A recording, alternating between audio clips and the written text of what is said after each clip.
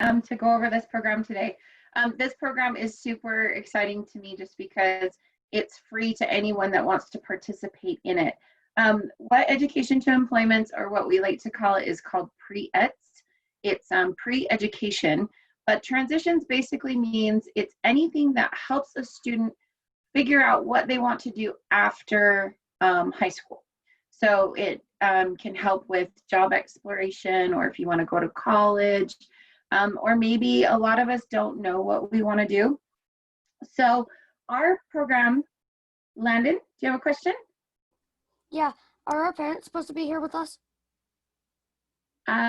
You can watch this presentation and you can go to your case manager and have them help you with this.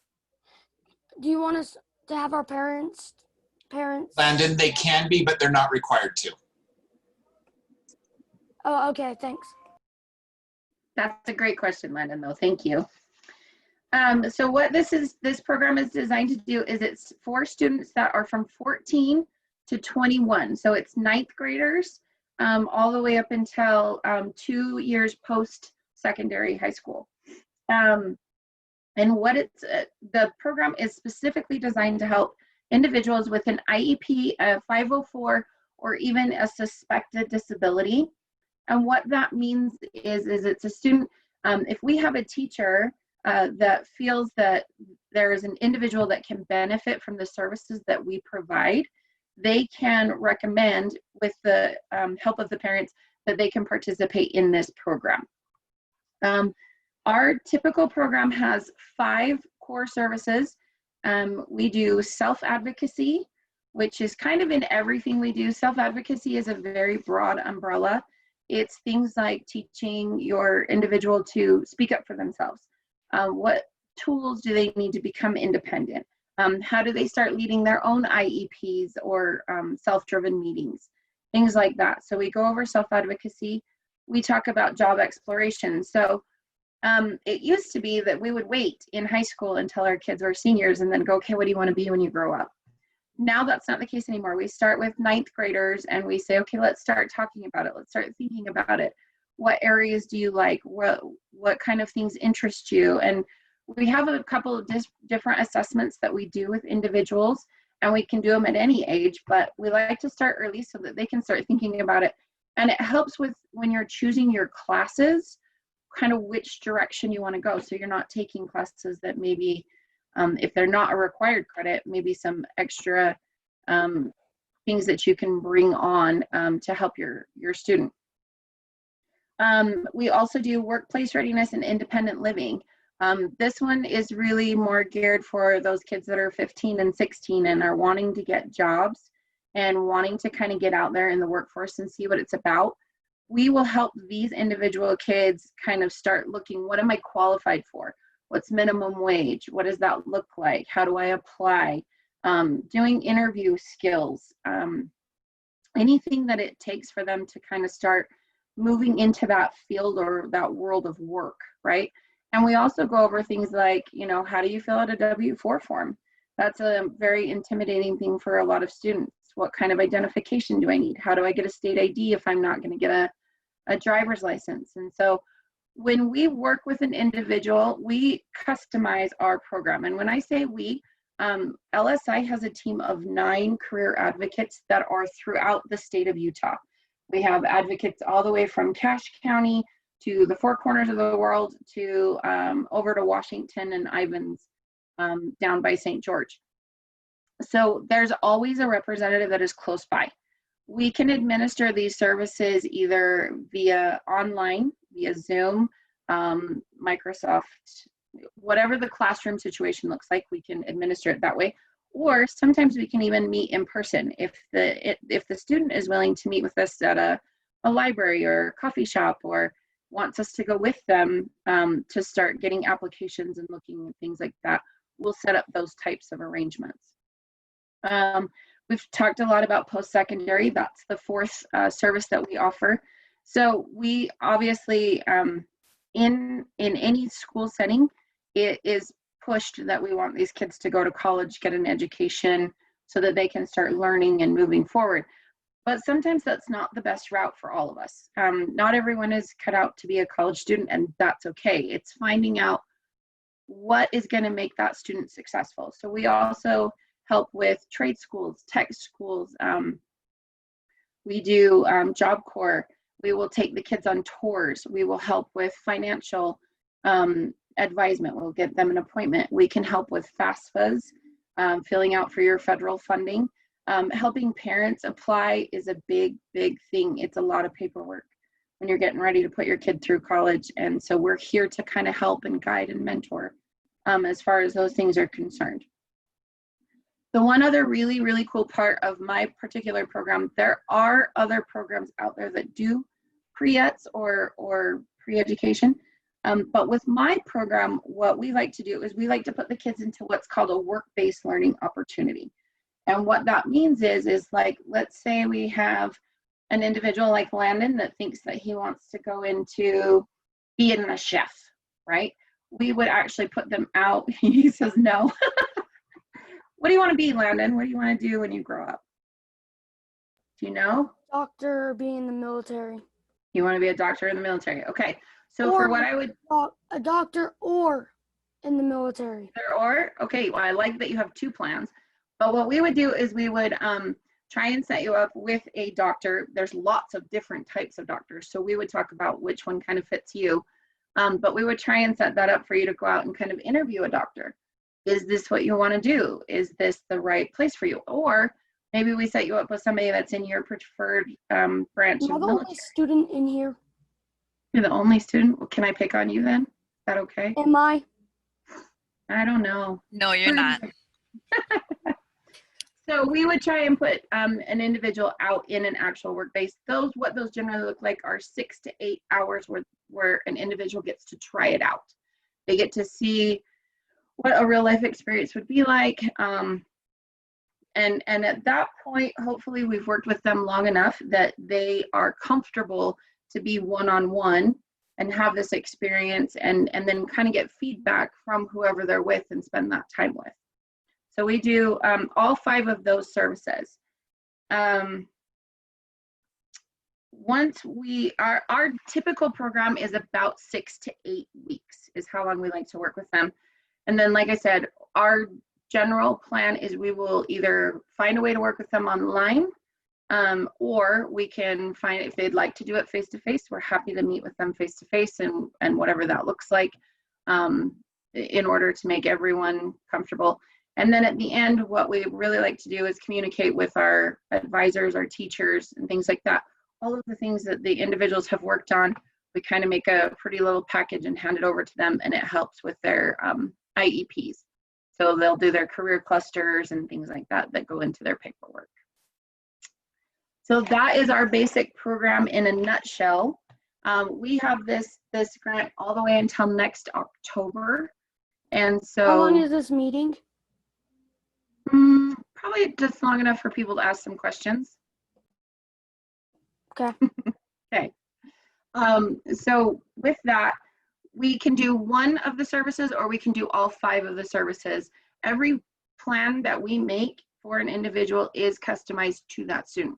So if that student has already been through life skills as a junior, but they're interested in getting help with building a resume and interview skills, then we wouldn't redo that piece. We would focus forward what other pieces that we can offer to them.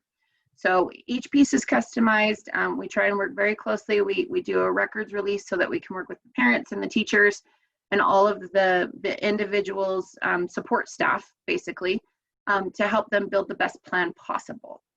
Does that make sense? Do you have any questions? Okay. Me? Do you have any questions, Landon? Like, when would we ever go out and, like, with all this COVID-19, would we ever go out and learn, like, try it like you were talking about and everything? So with COVID, it does make it hard, but as long as we can follow the guidelines and we have enough support for it. So like, let's say you wanted to meet with someone from the military, you would both have to wear your masks and sanitize and things like that, but you absolutely could. Okay. Hi, Alicia. I may have missed it because at first I was a little stunned to see why, trying to figure out why Landon was in here as well. But so I may have missed it. But did you say this goes up until 18 or 22? So 21 is the cutoff. 21. We can work with them until their 22nd birthday. Got it. Okay, so is this in addition to a post-high program that they're in, a post-high transition program that they may be in, like ATEC? So they can participate in that. The only rule is that they have to be a student. So anything through high school, and then there are the few exceptions where we are trying to get them into a post-secondary type of accreditation or help them finish up their credits or whatever that looks like. So we can work with them in that setting, or we can lead them into college and help get them through their first couple weeks of college. Perfect. Okay, great. Thanks. Mm-hmm. Any other questions? Okay. So this program is, oh, sorry, go ahead. What if you don't know what you're gonna do when you're like after high school? That's a fantastic question. There are lots of times that I will sit down with a student or an individual and I say, what do you want to do? And they go, I don't know. And that's totally okay because there are so many choices out there. We have a couple of different, we call them assessments, but they're basically little quizzes that we take, and we kind of like to talk about what things interest you, what things kind of make you happy, what things kind of drive you, and then we try and find a happy thing that puts all of those into one place. And then we start talking about, okay, is that a realistic thing for you?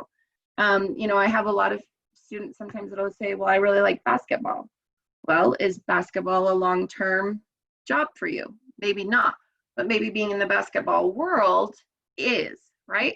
So we kind of talk a lot about what are your options, where are you headed, what kind of things do you enjoy, and then we try and make a plan specifically for you that you're happy with and that you think is realistic. Does that help? Yes. I have another one. Sure. When does it the assessment thing? When do we do that? So when you start working with, like, let's say you were to work with me, that's one of the very, very first things we do, if that's what you're interested in, is trying to figure out what you want to do. That would be one of the very first things we would talk about. And we go at your pace. So whatever makes you comfortable. Okay. Cool. All right, this program is super easy for you to get involved in. Isaac and I were talking, and the referral, I think, is how we said that.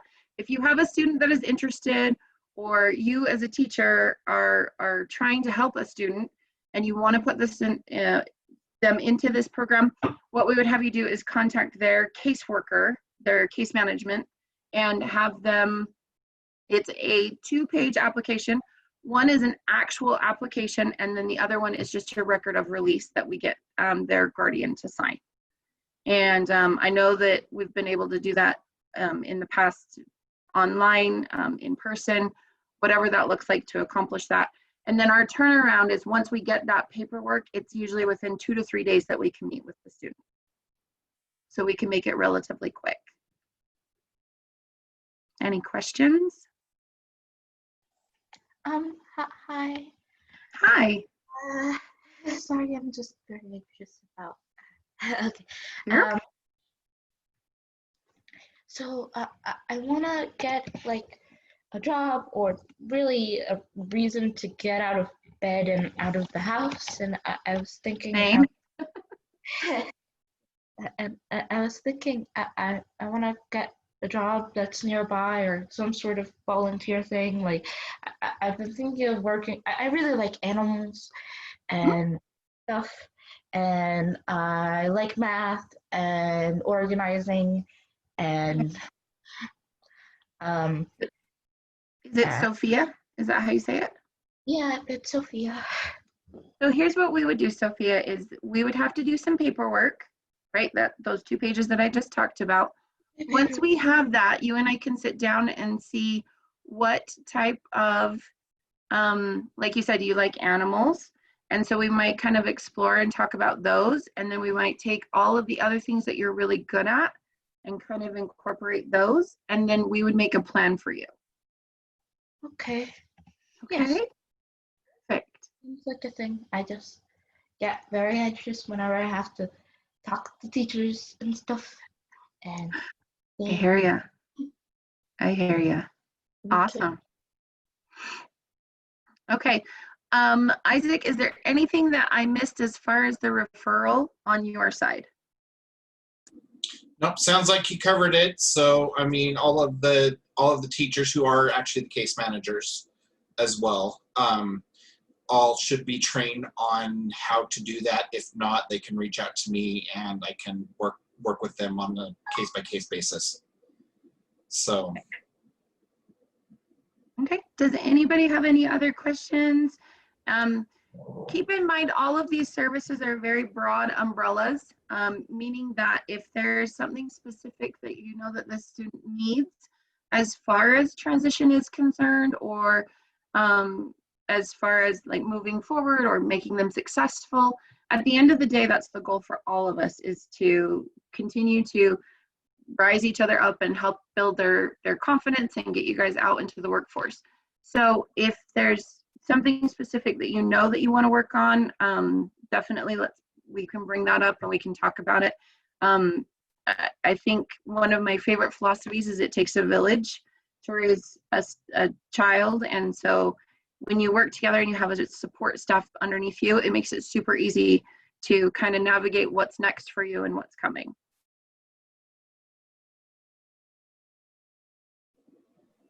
So Alicia, can you talk a little bit of how you're adapting your programs based around the whole pandemic and COVID, that type of a thing?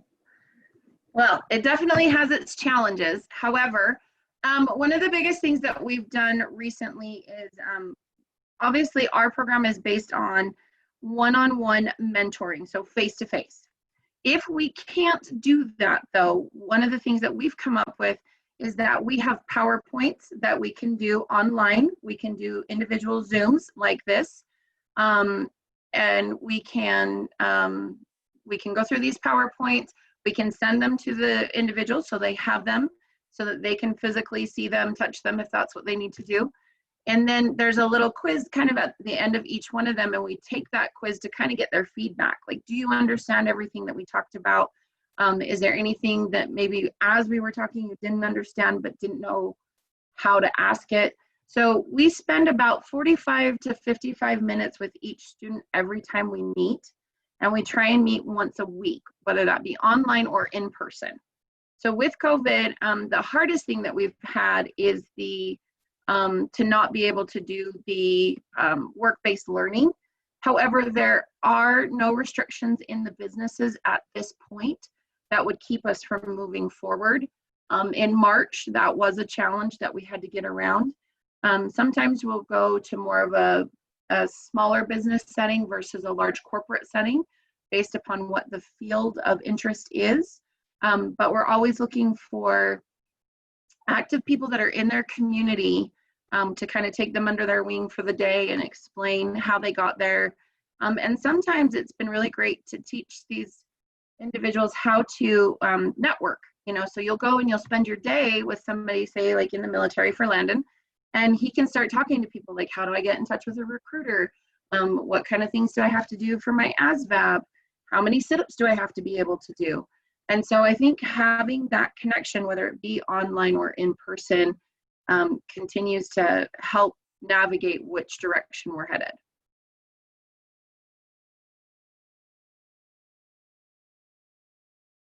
Does that help?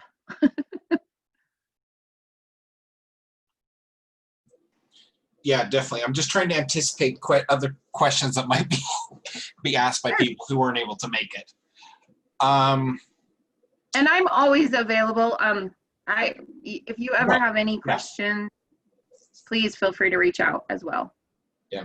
So realizing that it's individualized, approximately how long does your program last with each student? Sure. So again, we like to meet with that individual once a week for about 45 to 55 minutes. Obviously that fluctuates a little bit because, you know, we're all crazy and we have crazy schedules.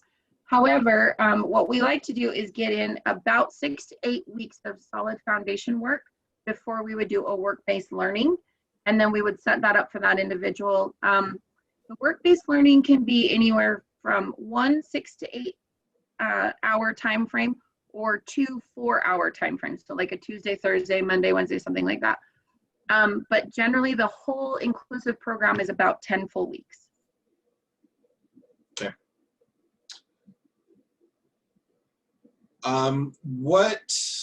So coming from this as a teacher and the person referring, what is the most important thing that the teachers can do that will help you out as, in making this, like what information is the most beneficial to you, I guess, when making a referral? I think once we get the paperwork, the next most beneficial thing is just what you've already accomplished with that student. So again, if you've been able to do a career assessment and you know what you want to do, or if you've worked with a resume and you're just looking to kind of reiterate that information, I feel like that's the most important thing. I feel like everyone can use transition services. And I definitely think even if you've had a student that's been in a life skills class or a transitions class, this is just reiterating that information and confirming that information. And I don't think it's ever a bad thing to hear it twice. So. Okay. Who would be the ideal student for your program? If in a perfect world, all of them, but I feel like anyone can participate. I see Landon over there. I feel like Landon would be great. Sophia would be great. Anyone that has the desire to get more information and kind of work on themselves, those are my ideal candidates. I want the ones that want to grow and become successful. That's what this is all about, is how do we get you to the next level? Hi, you said my name? Yeah, I want you in my program. Okay, that sounds good. I would very much appreciate the help. I'm super excited. Sorry, I'm doing this. And you may have already said this, but we partner with you guys for most of the state, other than probably the areas that Columbus covers.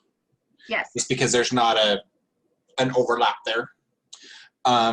So with the new contract changes, what additional areas or changes have you picked up? That is an excellent question. So we cover 22 counties throughout the state of Utah. The only county that we don't cover is Salt Lake County, Daggett,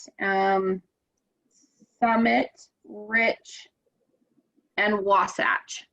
So we just opened up Utah County as well. That's a really big area and a really big field for us. We have hired a new career advocate to work in that area specifically. So we try and keep an advocate close by. I should have brought my map. I should have been more prepared. My 9 advocates are spread completely throughout. About the furthest anybody travels is about 2 hours. But they are available, and if one isn't available, we'll find you another one. Okay. Alicia, going back to the application process, as a case manager, would or should we have our student with us as we are filling out the application, or the information is everything that we should already have on hand? I would say probably you would be more beneficial to have their guardian with you to fill out the application. It does ask for their date of birth. It asks for their ethnicity, or what they identify as, and they also ask for a social security number. This grant is federally funded, and so we have to have a social before we can get started. So I would say a guardian would be the best. Yeah, Landon, what's up? Would you want the guardian and the student to meet with the teacher? It'd probably be the best if you can. Yeah, because there are places on the application where it requires signatures of both the student as well as the the guardian. So yeah, Correct. probably best Correct. to meet with both of them. And it does not have to be in conjunction with an IEP meeting. You can That is set up correct. you don't have to have an LEA, you don't have to have, you know, a gen ed teacher. You can set up a meeting just with the parent and student to do that referral and get that paperwork. So like we could set one up today. If you've got a guardian, you could get with your case manager. Yep. Absolutely, bud. So what can go usually? Oh, go ahead, Landon. I can go check. Well, so what generally happens? So like Landon, he's 11, and what would happen with him until he turns 14? 'Cause So I'm with he's really- Landon, we would probably want to give it just a little bit more time, but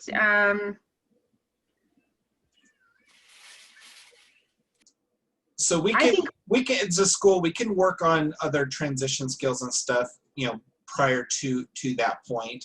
But for almost any outside referrals other than maybe DSPD, there's Yes. a minimum age of 14 for that. yes, that was a great way to answer that. Thank you. Right, yeah. I just wanted to make sure that Landon heard it because I know he'll be really anxious to get with me to fill this out. As soon as you get to 14, we're So we there. have to wait until we're 14. Yep. Yeah. But I'm going to be around, so don't worry, okay? I Okay. I have a question. Sure. What if you can't make us like a meeting time that well? Like it's hard to find a meeting time. Well, I work around your schedule. So if you tell me a time that works for you, that's when we do it. Okay. I think you'll show up for your own if you schedule it, right? Yeah, I'll schedule it fine, but like if like you have to have your parent there, that's probably the hard one. I hear you. We'll make it work. I promise you. Okay. Good question. Anything else? Okay. And as always, like I said, I'm always available if you have any questions. You can, my information, I believe Isaac has everything. You can text me, send me an email, give me a phone call, whatever, and I'm happy to answer any questions for you. Yep. So, and I can also answer a lot of those questions, maybe not as program specific as Alicia can, but as far as pre-eds in general, and get you her contact information there. So you can reach out to me or case managers on the pre-ed site that we set up. You can download the flyer and the application that Alicia had mentioned, and feel free to share those with students. But like I said, if you don't know how to do the process like we've had it set up, please get with me first so that we're making sure all our I's are dotted, T's are crossed. Perfect. Well, thank you so much for having me today. I appreciate your time. It was nice to meet all of you. Yes, it was nice to meet you all too and stuff. Also,